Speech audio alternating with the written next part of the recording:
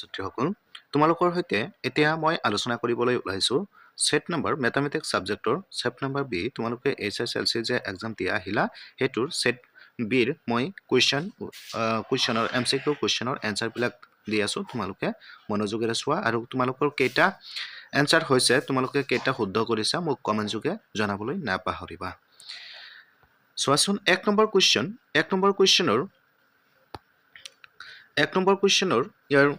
শুদ্ধ এনসাৰটো হ'ব এক নম্বৰ কুৱেশ্যনৰ ইয়াৰ শুদ্ধ এনসাৰ হ'ব option number B set answer কে দিছো সেট বিৰ কুৱেশ্যন নম্বৰ 1 ৰ এনসাৰ হ'ব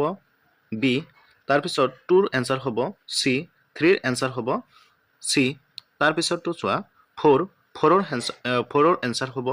ডি তাৰ পিছতটো চোৱা 5 ৰ এনসাৰ হ'ব সি 5 ৰ এনসাৰ হ'ব বি তাৰ পিছতটো চোৱা 6 ৰ এনসাৰ হ'ব 6 ৰ এনসাৰ হ'ব সি 7 নম্বৰ কুৱেশ্যনৰ এনসাৰ হ'ব ডি 8 নম্বৰ কুৱেশ্যনৰ এনসাৰ হ'ব বি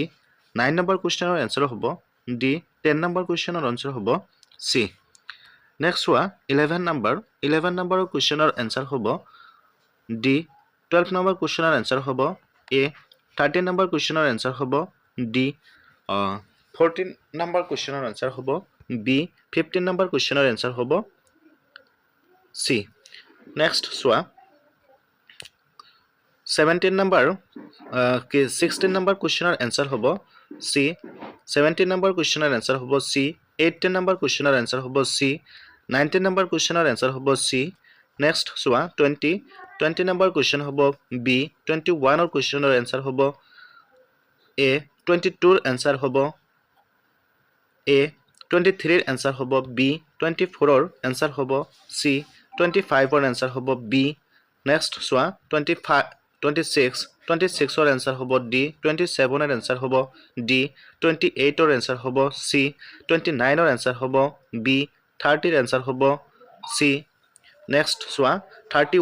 31 ৰ এনসাৰ হ'ব এ 32 ৰ এনসাৰ হ'ব বি 33 ৰ এনসাৰ হ'ব বি 34 ৰ এনসাৰ হ'ব সি 35 ৰ এনসাৰ হ'ব ডি নেক্সট চোৱা 36 ৰ এনসাৰ হ'ব ডি সি 37 ৰ এনসাৰ হ'ব ডি 38 ৰ এনসাৰ হ'ব ডি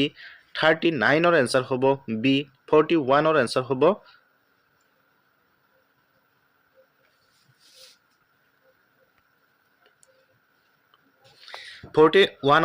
ডি 42 ৰ এনসাৰ হ'ব ডি 42 ৰ এনসাৰ হ'ব এ 43 ৰ এনসাৰ হ'ব 43 ৰ এনসাৰ হ'ব এ 44 ৰ এনসাৰ হ'ব বি 45 ৰ এনসাৰ হ'ব বি এইখিনিয়ে তোমালোকৰ হৈতে সি সেটৰ বি সেটৰ এনসাৰ বিলাক মই দিছো তোমালোকে কিমান কেটা শুদ্ধ কৰিছা মোক কমেন্ট যোগে জনাবা আৰু মোৰ ষ্টাডি উইথ জেম চেনেলটো সাবস্ক্ৰাইব কৰি দিবা আৰু লগতে বেল আইকনটো বাজি দিবা কাৰণ তোমালোকে আগন্তুক যিবিলাক তোমালোকৰ এক্সাম আছে সেইবিলাকৰ এমসিকিউ সলভ কৰি দিম তোমালোকে অতি সোনকালে মোৰ ষ্টাডি উইথ জেম চেনেলটো সাবস্ক্ৰাইব কৰি লোৱা ধন্যবাদ